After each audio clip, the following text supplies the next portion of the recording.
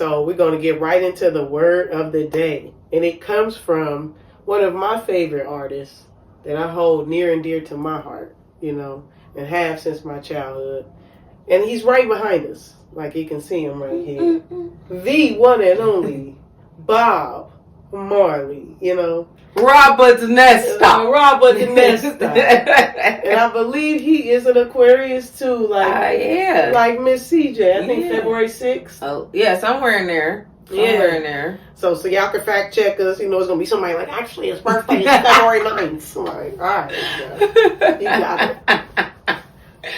You got it. But Bob Marley is inspiring us. We'll get right to the word, but I just want to talk about how I love Bob. Like, my grandma used to play him when I was a kid. Like, that's how I know. I'm 5 years old singing I Shot the Sheriff in the back. But I didn't kill no deputy. Man. I didn't kill no deputy, though. But if you don't know that, you know what I'm saying? That's in my soul. And I know CJ knows. She always been on the music. Like, yeah, for sure. Like, my uncle, all my uncles, but one in particular was a huge, still is a huge reggae fan.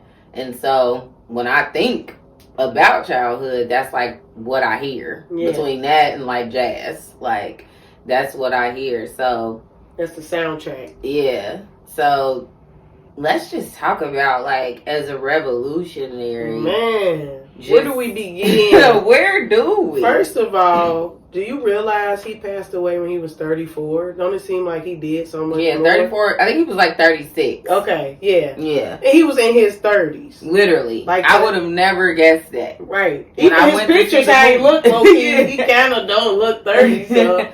When I went to see the movie and it came up at the end, like, he was only 36 years old, like, I'm sitting there stuck, like, wow, to have accomplished and reached and touched so many people. That's our age, basically, right now. Like, yeah, literally. I got to speed it up. I got 6 months. We slipping. I got 6 months to get my shit into gear. Like, into straight gear. Like, put it in overdrive. What are we doing? What are we doing with our love? But for real, like, that's really deep to me. Like, his age.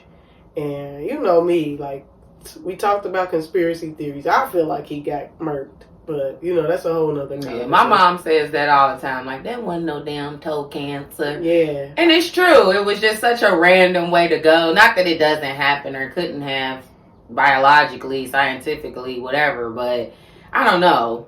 I heard a story where one time he had a visitor. He they chit-chatting it up in the living room. He go to leave, put on his boot. He felt a boom on his toe. In the boot. And then from there. Now, where did you hear this at? I don't reveal my sources. That's like the first. That's the first. You know what I'm saying? Like, that's the first rule in journalism. But for real, I don't believe it. You know what I'm saying? But I know he was a holistic guy. He wouldn't go get chemo and all that. Right? Yeah. So Did you see the movie? I did. I need to go see it. Yeah, you should see it. I feel like he got really.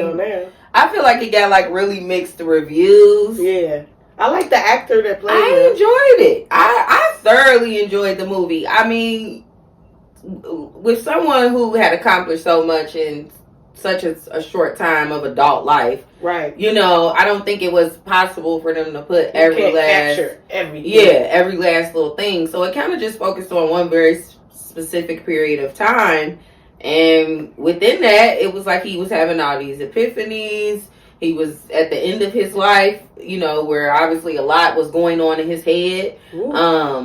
And I thought the acting was just very powerful too. I like that actor. He played Malcolm X in that one movie. Yeah, the chick who, One Night in Miami. Yeah. And forgive me, I don't remember his name, but him and the woman who played the brilliant actress, because she was something. Like, she was captivating to me. And Claire's an actress. And I mean a trained actress. So she know, like, we always get deep into the movie criticism and all that because she's a trained